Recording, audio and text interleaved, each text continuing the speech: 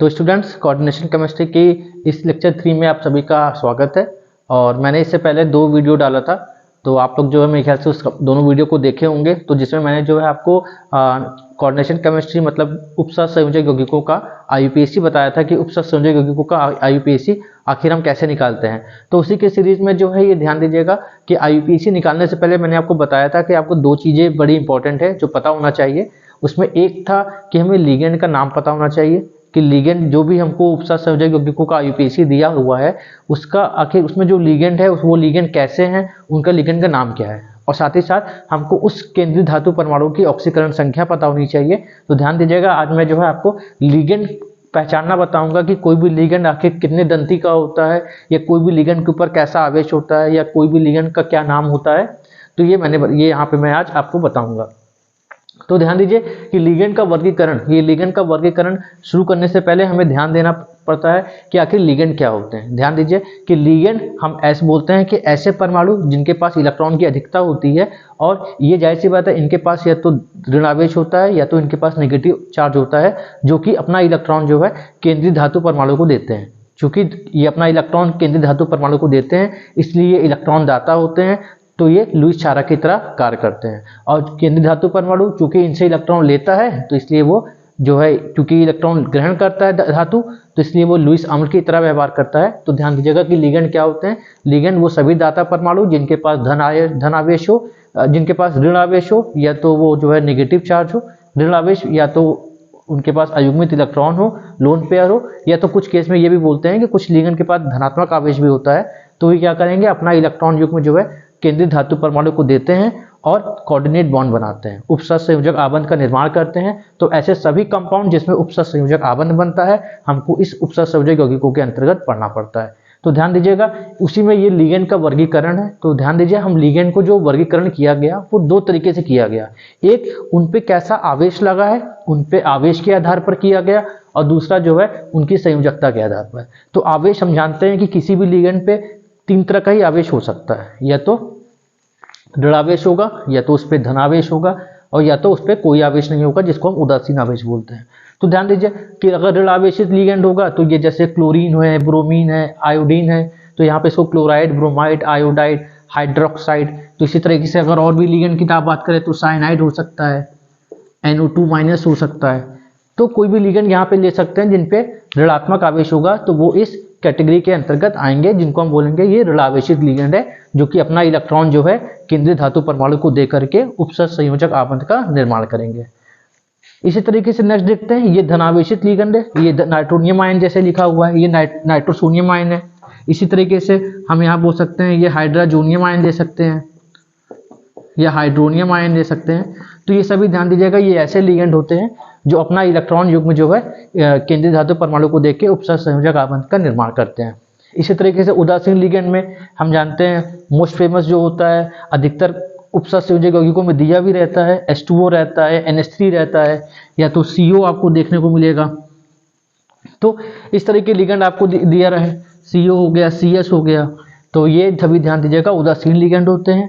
तो इन सबको जो है आवेश के आधार पर इस तरह से कैटेगराइज किया गया है कि आवेश के आधार पर लिगेंड हम बोलेंगे 3 तरह के हो सकते हैं, positive charge ligand, negative charge ligand और उदासीन लिगेंड। तो आप थोड़ा सा इनको ध्यान दीजिएगा कि ये कैसे क्लासिफाई किया गया। और उसके बाद जो सबसे इंपॉर्टेंट है, जहाँ पे हमको इसका यूज भी करना रहेगा, तो यहाँ पे ध्यान दीजिएगा संयोजकता के आधार पर इसका हमको कहाँ यूज में आएगा। इसका हमको यूज आएगा कि आखिर लिगेंड पे कैसा आवेश होता है, क्योंकि अगर हमको लिगेंड पे आवेश पता होगा तो उसकी सहायता से हम उस केंद्रीय धातु परमाणु की ऑक्सीकरण संख्या निकाल लेते हैं। तो अभी हम ये आपको दिखाएंगे 2-3 प्रश्नों में कि कैसे केंद्रीय धातु परमाणु की ऑक्सीकरण संख्या हम निकाल सकते हैं अगर हमको इन लिगेंडों पर आवेश पता है।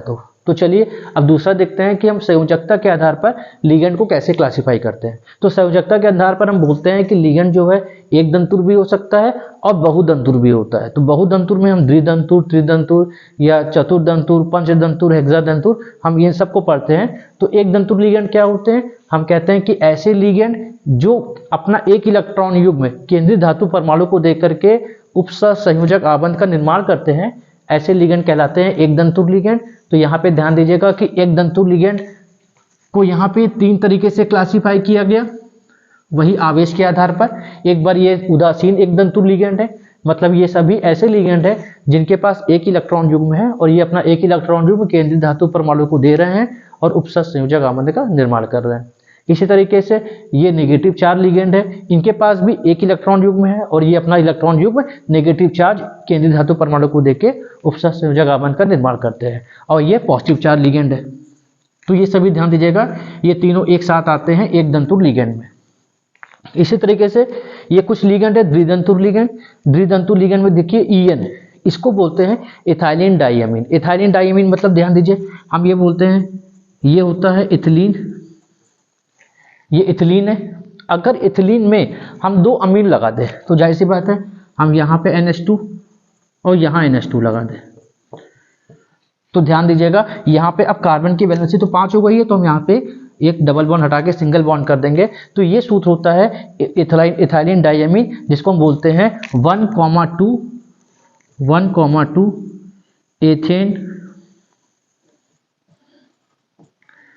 एथेन डाइअमीन।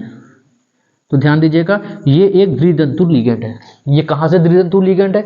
यहाँ पे नाइट्रोजन के पास एकाकी युग्म है और इस नाइट्रोजन के पास एकाकी युग्म है। तो ये दोनों नाइट्रोजन क्या करते हैं, अपने इलेक्ट्रॉन युग्म केंद्रीय धातु परमाणु को देख करके यहाँ पे द्विदंतुर लिगेंड का निर्माण करते हैं। तो ये ध्यान दीजिए एक ऐसा लिगेंड है जिसके पास दो इलेक्ट्रॉन पेयर है और ये दोनों इलेक्ट्रॉन पेयर केंद्रीय धातु परमाणु को दे सकता है। तो इसी तरीके से अगला लिगेंड देखते हैं।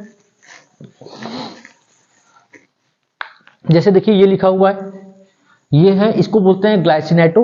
ग्लाइसिनेटो जिसका संरचना कुछ ऐसी होती है, ध्यान दीजिएगा NH2 CH2 C double bond O-। तो ध्यान दीजिएगा ये ग्लाइसिनेटो की संरचना होती है। ग्लाइसिनेटो में ध्यान दीजिएगा कि यहाँ पे नाइट्रोजन के पास एकाकी युग्म है और ये ऑक्सीजन के पास नेगेटिव चार्ज। तो ये नाइट्रोजन अपना इलेक्ट्रॉन युग्म देता है और इधर से ऑक्सीजन देता है। किसको देता है? केंद्रीय धातु परमाणु को देता है। तो यहाँ पे दो तरह के इलेक्ट्रॉन युग्म है, एक नाइट्रोजन और एक ऑक्सीजन। तो इस कारण ये भी एक द्विदंतुर कैटेगरी में आता है, जिसपे ध्यान दीजिएगा ग्लाइसिनेटो पे कैसा आवेश होता है, तो हम कहेंगे -1 का आवेश होता है। तो कभी भी हमको ग्लाइसिनेटो दिया रहेगा तो हम उस पर ये समझेंगे कि ये एक द्विदंतुर लिगेंड है जिसपे -1 का आवेश है। इसी तरह से इथाइलिन डाइअमीन ये एक उदासीन लिगेंड है जिसपे कोई आवेश नहीं है और साथ ही साथ ये एक द्विदंतुर लिगेंड की तरह काम करता है, जिसपे दोनों दाता परमाणु नाइट्रोजन होते हैं, जबकि इसमें एक नाइट्रोजन और एक ऑक्सीजन होता है। अभी आपने इसको देखा।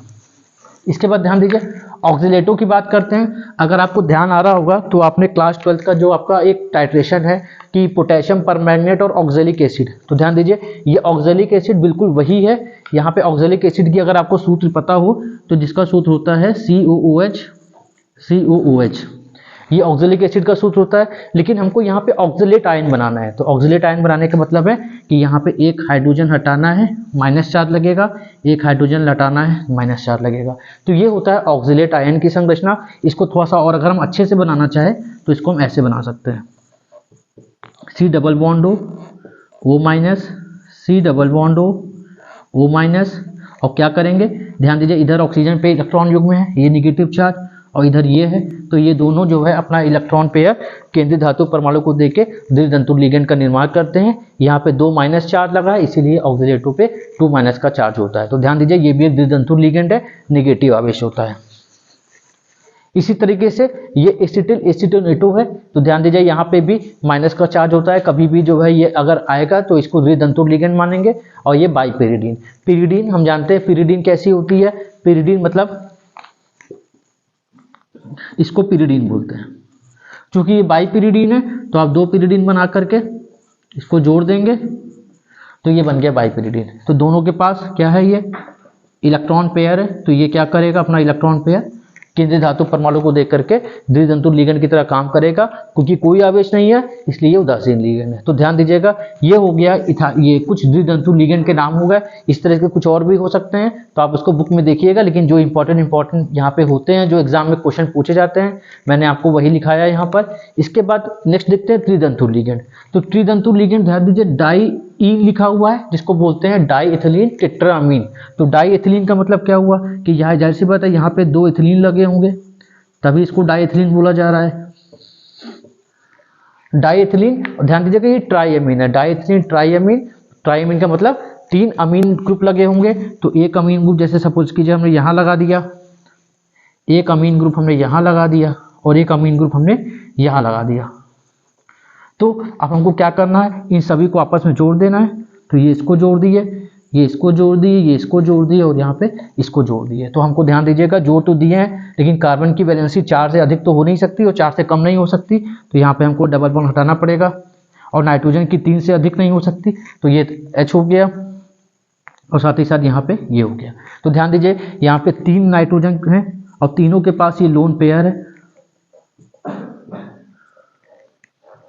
तो ये अपने जो है 3 नाइट्रोजन 3 लोन पेयर, तो ये जाहिर सी बात है 3 जगह से इलेक्ट्रॉन पेयर जो है सेंट्रल मेटल मतलब केंद्रीय धातु परमाणु को दे सकता है और ये त्रितंतु लिगेंड का निर्माण करता है। तो ये ध्यान दीजिए, ये भी बड़ा इंपॉर्टेंट था। इसी तरीके से ट्राई इथिलीन टेट्रामीन मतलब 3 इथिलीन होगी जिसपे 4 अमीन ग्रुप लगा होगा, तो ये ट्राई इथिलीन टेट्रामीन होता है। इसी तरीके से ध्यान दीजिएगा ये पंचदंतु और हेक्सादंतु लिगेंड ये इंपॉर्टेंट है। ये क्या है, EDTA3- और EDTA4-। ध्यान दीजिए एग्जाम में क्वेश्चन पूछ भी सकता है आपको कि EDTA3- और EDTA4- में क्या अंतर होता है। तो ध्यान दीजिए EDTA3- हम बोलते हैं पंचदंतु लिगेंड है, जबकि EDTA4- ये हेक्सादंतु लिगेंड है। मतलब ये जो है इसमें ध्यान दीजिएगा कि अगर इसका अंतर की बात करें तो यहाँ पे 2 नाइट्रोजन और 3 ऑक्सीजन डोनर एटम होते हैं मतलब दाता परमाणु होते हैं, और यहाँ पे 2 नाइट्रोजन के साथ 4 ऑक्सीजन दाता परमाणु होते हैं। तो इस कारण जो है यहाँ पे 5 दाता परमाणु हम देख सकते हैं, 2 नाइट्रोजन 3 ऑक्सीजन है, और यहाँ पे 6 दाता परमाणु 2 नाइट्रोजन 4 ऑक्सीजन है। इस कारण ये हेक्साडेंटेट मतलब हेक्सादंतु लिगेंड होते हैं और ये पंचदंतु लिगेंड होते हैं। जरा इसकी संरचना देखते हैं क्या है। इसको ध्यान दीजिएगा, इसको बोलते हैं ethylene diamine try acetate ion, जबकि इसको बोलते हैं ethylene diamine tetra acetate ion. तो यहाँ पे अगर हम बात करें, इसका नाम है ethylene diamine try acetate ion, जबकि इसको बोलते हैं ethylene diamine tetra acetate ion, tetra acetate ion. तो ध्यान दीजिएगा कि ये 2 हो गया, ये पंचदंतु और ये हेक्सादंतु लिगेंड होते हैं। तो हम एक काम करते हैं, इसको थोड़ा सा हटाते हैं यहाँ पे, आप तब तक इसको नोट कर लीजिए और इसके बाद हम इसकी संरचना देखते हैं कि आखिर EDTA3- और EDTA4- की क्या संरचना होती है। तो जल्दी से आप इसको पहले नोट कर लीजिए, उसके बाद फिर थोड़ा सा इसकी संरचना बना के समझते हैं, क्योंकि एग्जाम में ये पूछी गई है कि EDTA4- की संरचना एग्जाम में बनवाई गई है और बनवाने के बाद ये पूछा गया है कि इसमें कौन कौन से दाता परमाणु होते हैं। तो इसलिए हम दोनों को यहाँ पे बना देते हैं, आप दोनों को साफ साफ कंपेयर कर सकते हैं कि आखिर दोनों में क्या अंतर है। एकदम आसान सा अंतर है, 3-4- में पंचदंतु है हेक्सादंतु है, 2 नाइट्रोजन 3 ऑक्सीजन, 2 नाइट्रोजन के साथ 4 ऑक्सीजन देखने को मिलता है। ये इथिलीन डाइएमीन ट्राइएसीटेट आयन है, ये इथिलीन डाइएमीन टेट्राएसीटेट आयन है। तो ठीक है, आप इसको पहले नोट करिए, उसके बाद जो है हम देखते हैं कि आखिर इन दोनों की संरचना क्या होती है।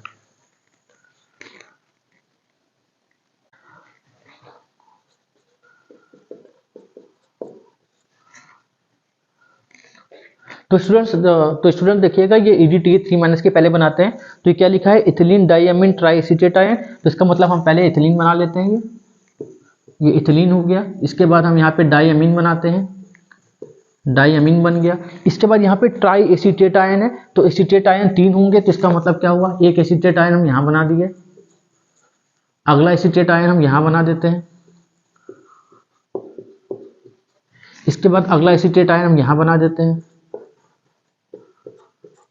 आप ध्यान दीजिएगा कि कार्बन की संयोजकता 4 से अधिक 4 से कम नहीं होनी चाहिए, उसी तरह नाइट्रोजन की संयोजकता 3 से अधिक और 3 से कम नहीं होनी चाहिए। तो जहाँ भी बॉन्ड अगर कम ज़्यादा होंगे तो आप उसको बैलेंस कर लीजिएगा, क्योंकि यहाँ पे जैसे अगर जो है हाइड्रोजन की संख्या ज़्यादा थी तो मैंने वो संयोजकता को देखते हुए यहाँ पे बना दिया। तो देखिए साफ साफ दिख रहा है कि यहाँ पे ये नाइट्रोजन के पास लोन पेयर है, यहाँ पे ये है, तो 2 नाइट्रोजन एटम और 3 ऑक्सीजन, तो ये है और ये, तो 3 ऑक्सीजन एटम के साथ इसको बोलते हैं ये EDTA3- की संरचना होती है। तो साफ साफ पता चल रहा है ये पंचदंतु लिगेंड होता है। इसी तरीके से अगर हम EDTA4- की देखें तो EDTA4- में बिल्कुल वही हम इथिलीन डाइएमीन पहले बनाएंगे, ये इथिलीन डाइएमीन। ध्यान दीजिएगा अभी ये इथिलीन डाइएमीन बना हुआ है। अगर हम इसको टेट्राएसीटेट आयन की बात करें तो हम क्या करेंगे, चारों तरफ एसीटेट ग्रुप लगाएंगे।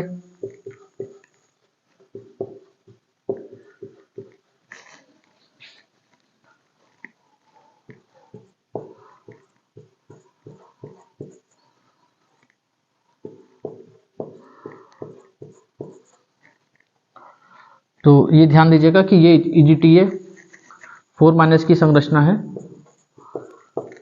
यहाँ पे जो है अब ध्यान दीजिएगा कि कार्बन की संयोजकता जैसे मैंने बोला 4 से अधिक नहीं होनी चाहिए, 4 से कम नहीं होनी चाहिए, उसी तरह नाइट्रोजन की भी। तो यहाँ पे आप देख सकते हैं, तो यहाँ पे CH3 CO-, CH3 CO-, और यहाँ पे ये होगा इस तरीके से नाइट्रोजन में इस तरीके से लग जाएगा। तो यहाँ पे 2 नाइट्रोजन एटम है, तो ये 2 नाइट्रोजन है, 4 ऑक्सीजन। तो ध्यान दीजिए ये 4 ऑक्सीजन एटम लिखे हुए हैं, तो इस कारण ये जो है EDTA4- ये हेक्सादंतु लिगेंड होता है। तो इस तरीके से आपको लिगेंड करना आना चाहिए। ध्यान दीजिए इसी तरीके से एक उभय दंतु लिगेंड भी होता है। उभय दंतु लिगेंड जैसे हम बोलते हैं कि ऐसे लिगेंड जिनके पास 2 तरह के दाता परमाणु होते हैं। तो जिनके पास 2 तरह के दाता परमाणु होते हैं, लेकिन ये एक समय पे केवल अपना एक इलेक्ट्रॉन दाता परमाणु यूज में लेते हैं और अपना इलेक्ट्रॉन जो है ये केंद्रीय धातु परमाणु को देते हैं। तो ऐसे लिगेंड जो है उभय दंतु लिगेंड की तरह कहलाते हैं। जैसे अगर हम बात करें कुछ उदाहरण, जैसे साइनाइड की बात करें, तो साइनाइड में ध्यान दीजिएगा कि अगर साइनाइड यहाँ पे इलेक्ट्रॉन की तरह, ये साइनाइड अगर अपना इलेक्ट्रॉन केंद्रीय धातु परमाणु को देगा तो इसको बोलते हैं साइनो। और अगर मान लीजिए यही अगर नाइट्रोजन अगर अपना इलेक्ट्रॉन पेयर जो है केंद्रीय धातु परमाणु को देगा तो इसको बोलते हैं आइसोसाइनो। तो इस तरीके लिगेंड जो है उभय दंतु लिगेंड कहलाते हैं। यहाँ पे बस इतना आपको ध्यान देना है कि एक समय पे केवल एक जो है यहाँ पे तो दोनों जो है धातु इलेक्ट्रॉन दाता की तरह काम कर रहे हैं, लेकिन यहाँ पे एक समय पे केवल एक ही परमाणु जो है केंद्रीय धातु परमाणु को अपना इलेक्ट्रॉन देता है, इसलिए ये उभय दंतु लिगेंड कहलाते हैं।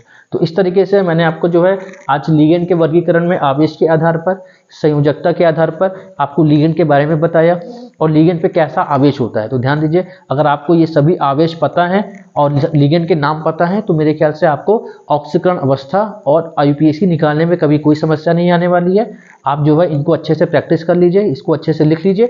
इसके बाद जो है मैं नेक्स्ट वीडियो में आपको जो है इससे कुछ संबंधित कुछ और ऑक्सीकरण संख्याएं, कुछ IUPAC और कुछ मिसलेनियस टाइप जो है IUPAC उपसर्ग संयोजक यौगिकों में पूछी गई है, तो मैंने जो है आपको नेक्स्ट वीडियो में इसके एक वीडियो डलेगा। उसके बाद जो है ये IUPAC पार्ट पूरी तरीके से खत्म हो जाएगा। तो जिसमें आपको ध्यान दीजिएगा IUPAC भी एग्जाम में आती है पूछने के लिए, कोऑर्डिनेशन नंबर भी पूछता है कि उपसर्ग संयोजन संख्या कितनी होगी, केंद्रीय धातु परमाणु की ऑक्सीकरण संख्या भी पूछता है।